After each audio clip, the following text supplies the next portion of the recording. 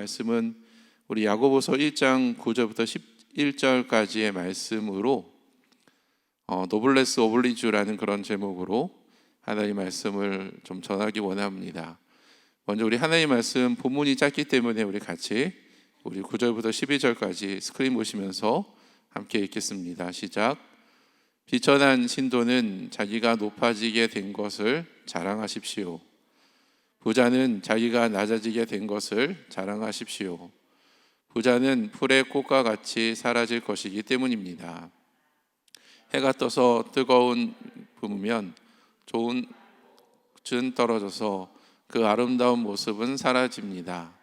이와 같이 부자도 자기 일에 골몰하는 동안에 시들어 버립니다. 아멘.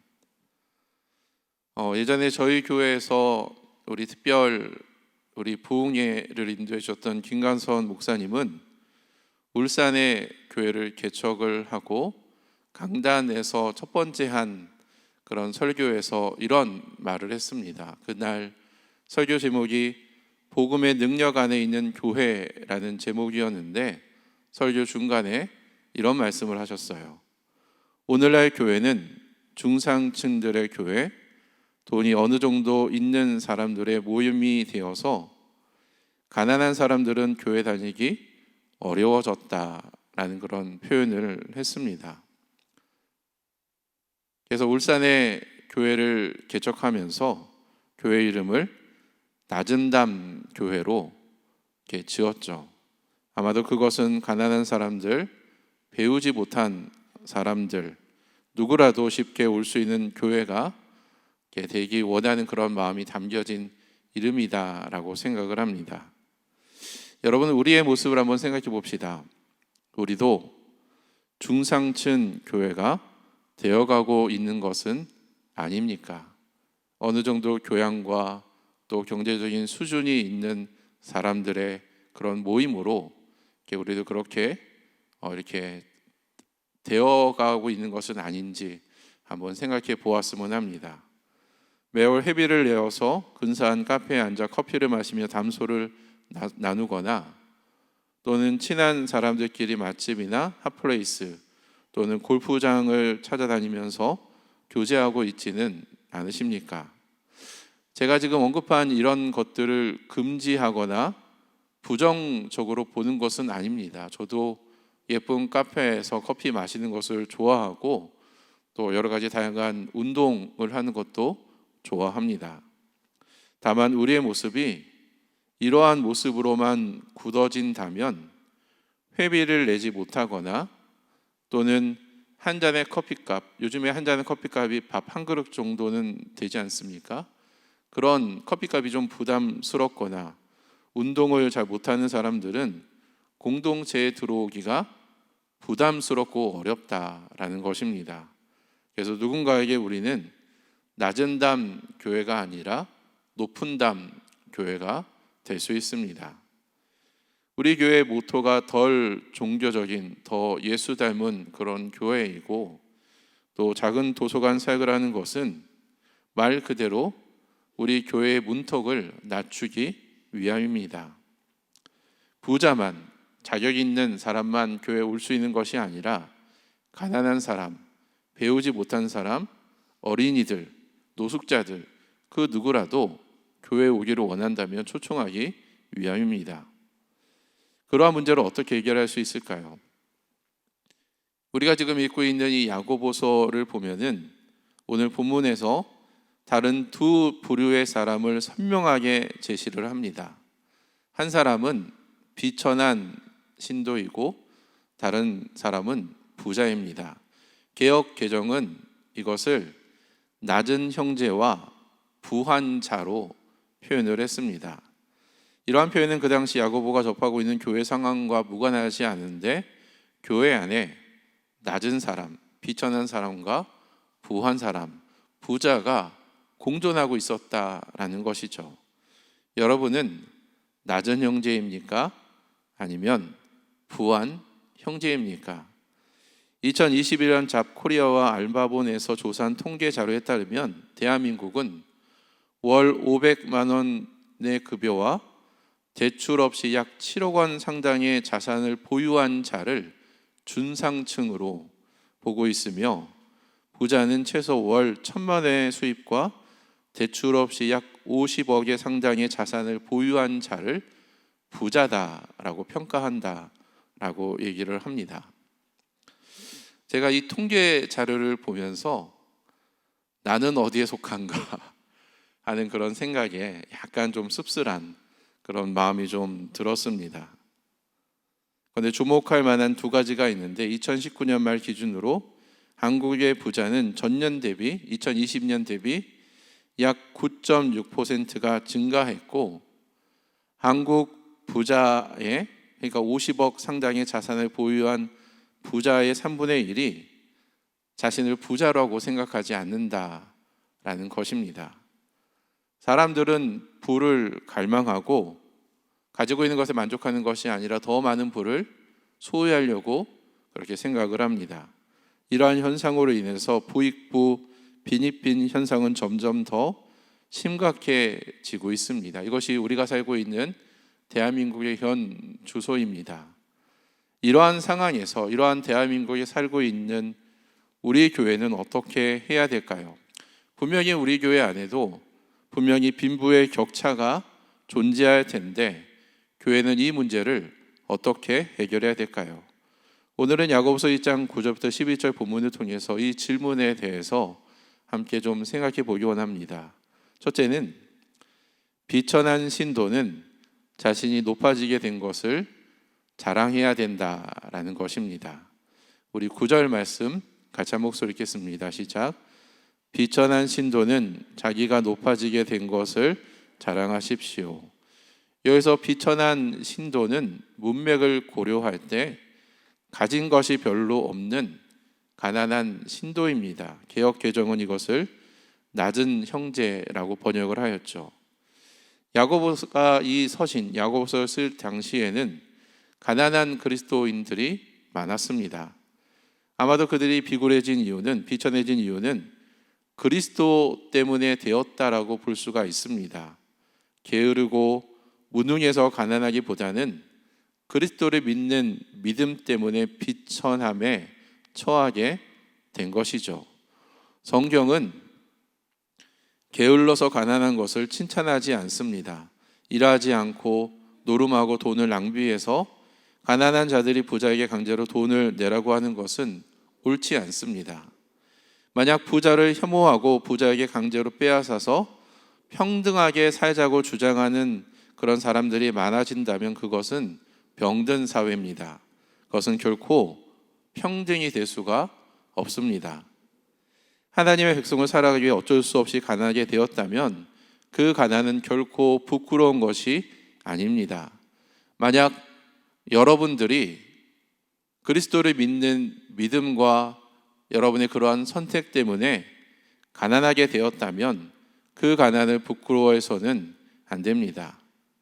왜냐하면 하나님이 우리를 이러한 형편에 두신 것은 이러한 환경들을 통하여서 하나님의 섭리 가운데 우리를 겸손케 하고 하나님의 크신 은혜와 능력을 덧입는 기회로 만들기 위함입니다.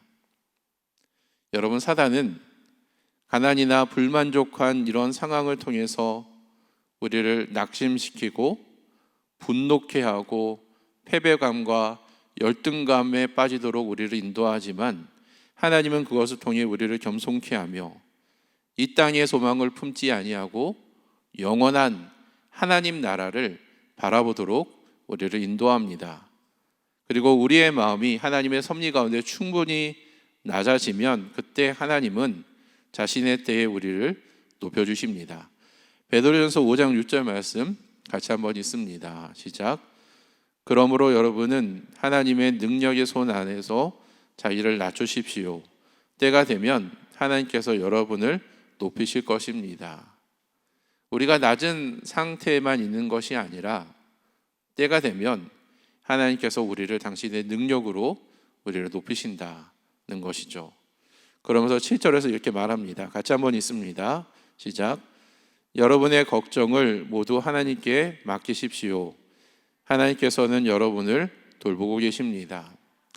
여러분, 고린도후서 6장 10절 말씀에 의하면 우리는 가난한 자 같으나 많은 사람을 부욕해 하고 아무것도 없는 자 같으나 모든 것을 가진 자다라고 우리를 평가합니다. 예전에 송명이라는 시인이 나라는 그런 찬양을 이렇게 찬양 가사를 썼는데 이 시간 저희가 함께 옛날 찬양이라서 아마 아시는 분들이 좀 많으리라 생각을 합니다. 함께 이 찬양 통해서 우리 하나님을 좀 높이는 그런 시간을 가지면 좋겠습니다. 함께 찬양합시다.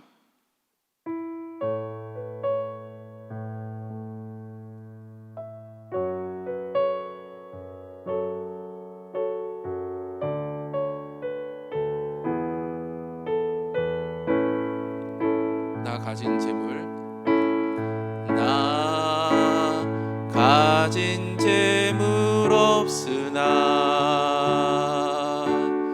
나 남이 가진 지식 없으나 나 남에게 있는 건강 있지 않으나 나 남이 없는 것 있으니 나 가진 재물 없으나 나 가진 재물 없으나 나 남이 가진 지식 없으나 나 남에게 있는 건강 있지 않으나 나 남이 없는 것 있으니 나 남이 못 본 것을 보았고 나 남이 듣지 못한 음성 들었고 나 남이 받지 못한 사랑 받았고 나 남이 모르는 것 깨달았네.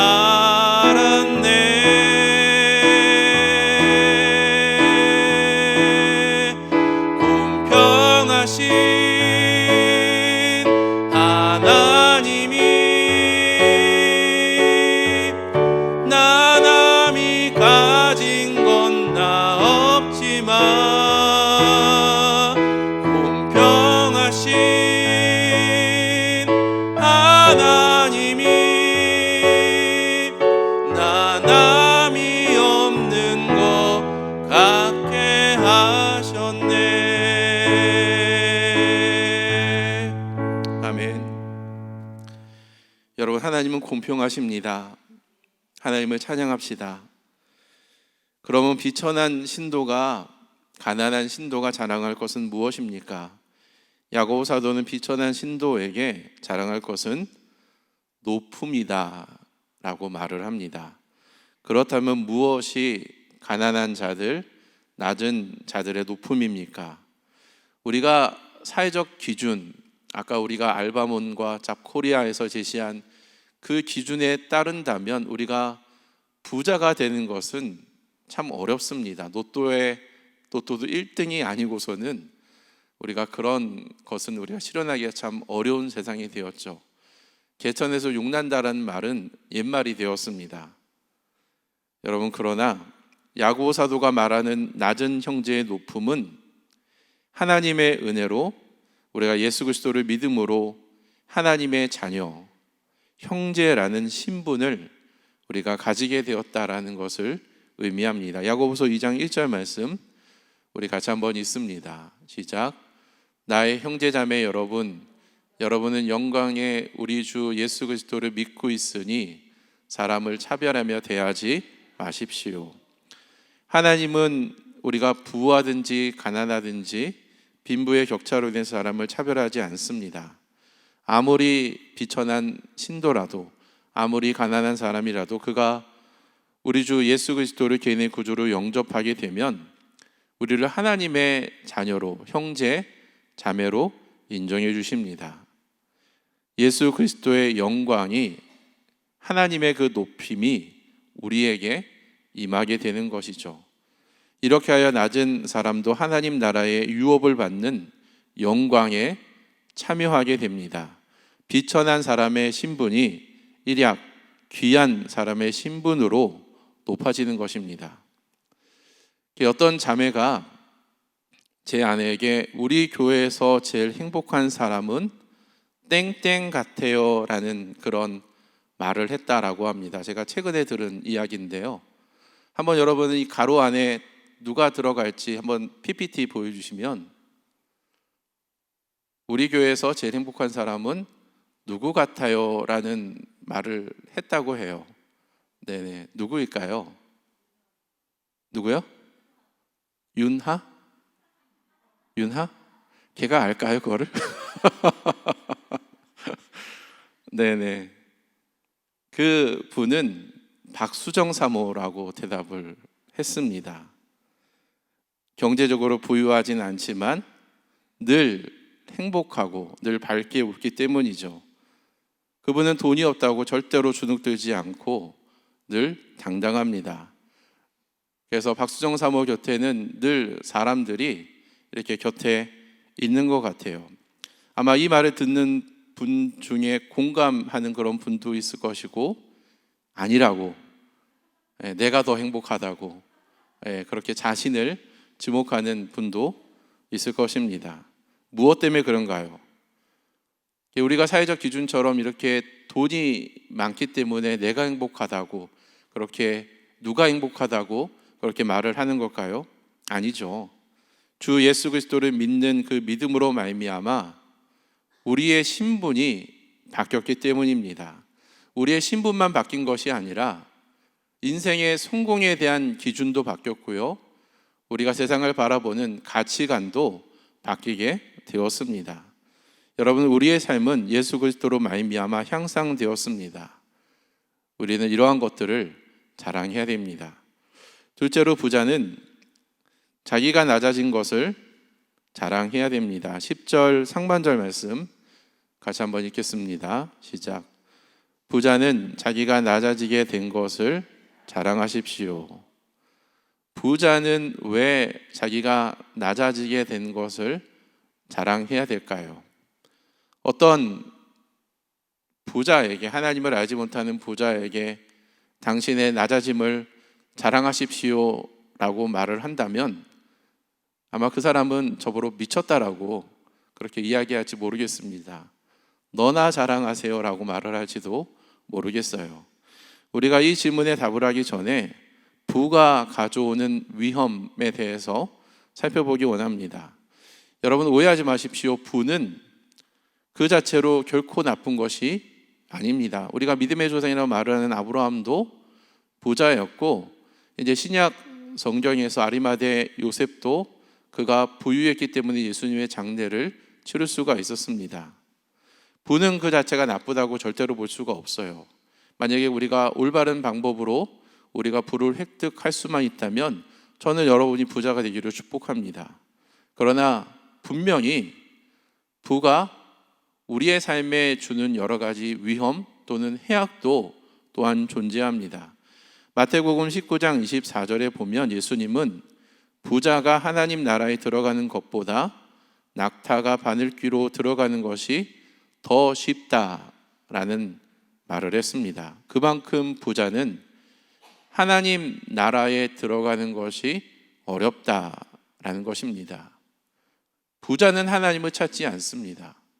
자신의 부를 찾고 하나님을 의지하지 않아요. 웬만한 부자들은 그렇습니다. 그리고 야고보 사도도 부의 위험을 다음과 같이 경고했습니다. 야고보서 5장 1절부터 5절, 본문 좀 긴데 같이 한번 여러분 보시고 제가 읽어드리겠습니다. 부자들은 들으십시오. 여러분의 닥쳐올 비참한 일들을 생각하고 울며 부르짖으십시오.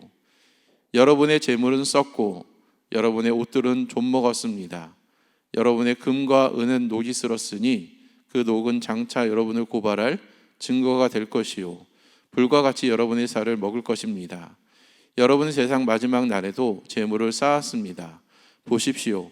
여러분의 밭에서 곡식을 벤 일꾼들에게 주지 않고 가로챈 품삯이 소리를 지르고 있습니다. 그래서 그 일꾼들의 아우성 소리가 전능하신 주님의 귀에 들어갔습니다.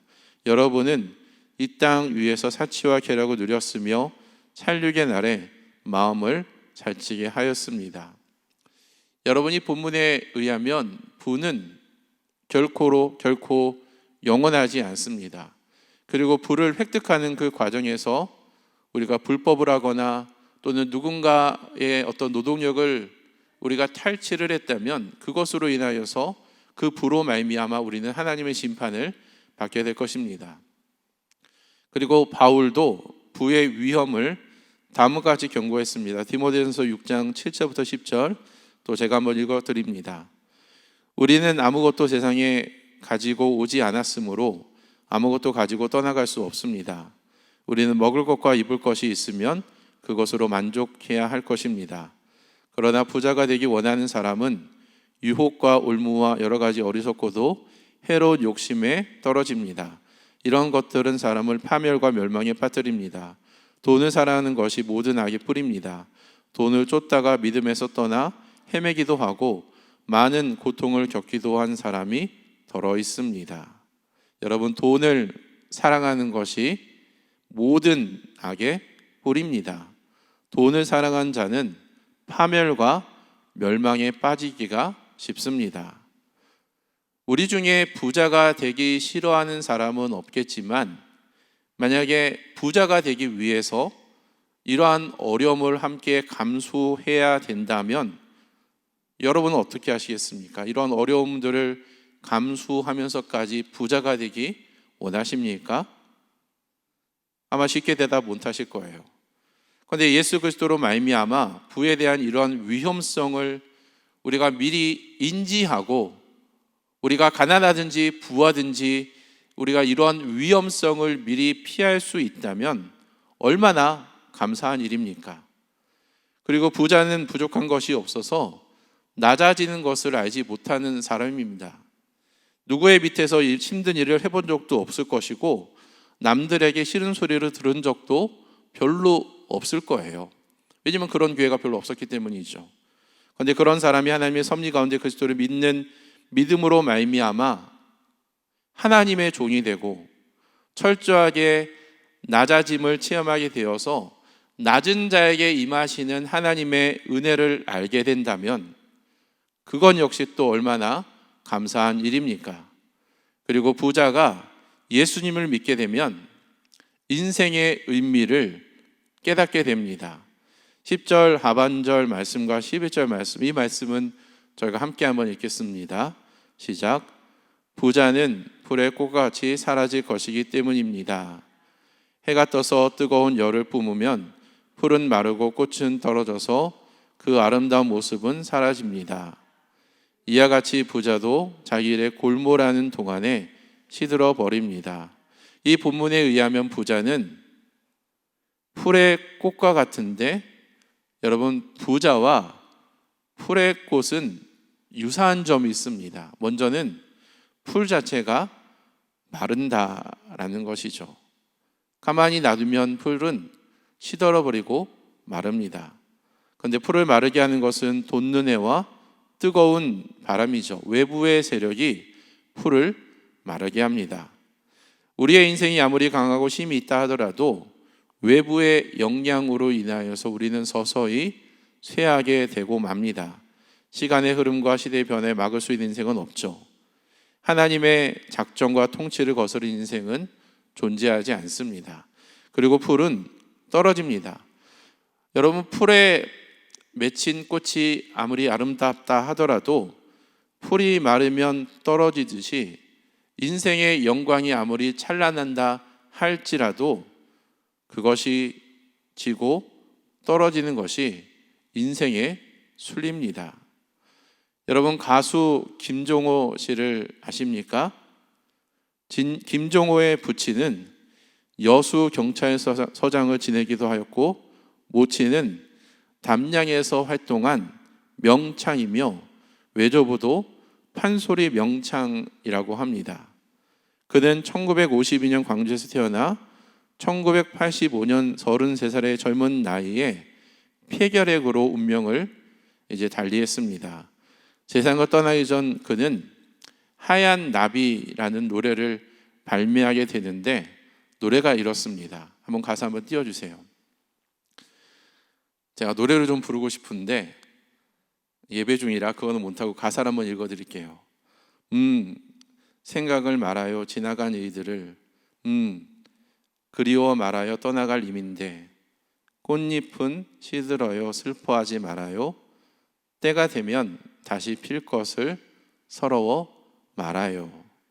아무리 세상 부귀영화를 우리가 가지고 있다 한들 님은 떠나가고 꽃잎은 시든다 라는 내용입니다. 이 노래는 수상한 그녀라는 영화에서 심은경이 이제 리메이커로 노래를 해서 굉장히 화제가 되기도 했습니다. 또 제가 좀 좋아했던 노래이기도 합니다.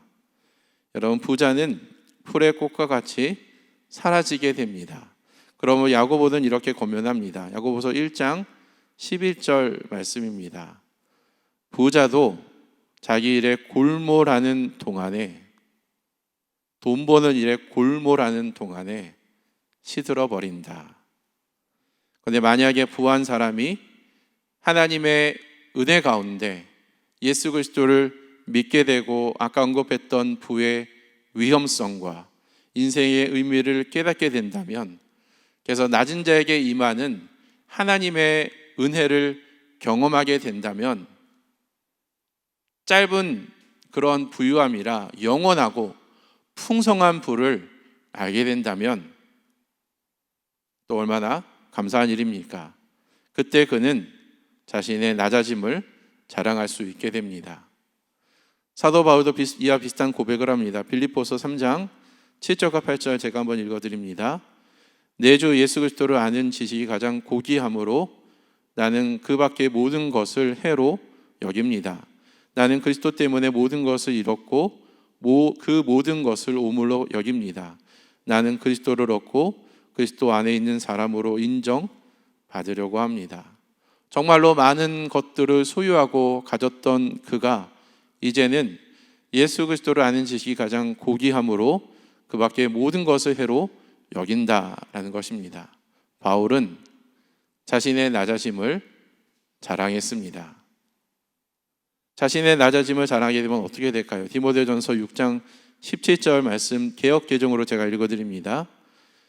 내가 이 세대에서 부한 자들을 명하여 마음을 높이지 말고 정함이 없는 재물에 소망을 두지 말며 오직 우리에게 모든 것을 후히 주사 누리게 하시는 하나님께 두며, 우리는 자신의 낮아짐을 자랑함으로써 우리에게 모든 것을 후히 주시는 하나님을 믿음의 눈으로 바라보게 된다라는 것입니다. 그래서 예수님은 이렇게 말씀하셨습니다. 마태복음 5장 3절과 4절 말씀인데 같이 한번 읽겠습니다. 시작. 마음이 가난한 사람은 복이 있다. 하늘나라가 그들의 것이다. 슬퍼하는 사람은 복이 있다. 하나님이 그들을 위로하실 것이기 때문이다. 말씀을 정리하고자 합니다. 노블레스 오블리주라는 그런 말이 있습니다. 높은 사회적 신분에 상응하는 도덕적 의무가 있다라는 그런 말인데, 부자는 부자에게 어울리는 성실한 납세와 기부 등 사회적인 모범과 희생을 해야 된다라는 그런 프랑스 용어입니다. 이것은 굉장히 바람직한 현상이죠.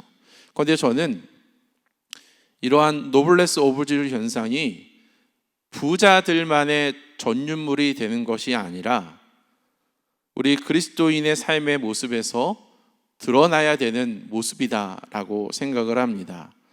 여러분, 그리스도인들은 우리가 높은 신분에 합당한, 우리가 하나님의 자녀라는 그런 어떤 합당한 그러한 삶을 살아야 되고, 재정적인 측면에서도 우리가 우리에게 있는 부를 우리 것만 누리는 것이 아니라 우리가 이웃을 돌보고 어려운 사람들을 돕는 일에 자발적으로 헌신하는 사회적 모범을 우리가 보여야 된다라는 것입니다. 그래서 그리스도인들은 자신이 가난하거나 부유하든지 간에 자신을 형제자매로 불러주신 하나님의 은혜에 우리가 어떠한 형편에 처했든지 간에 하나님의 은혜에 감사하며 그리스도를 본받는 삶을 살아야 될 것입니다. 여러분, 낮은 자십니까?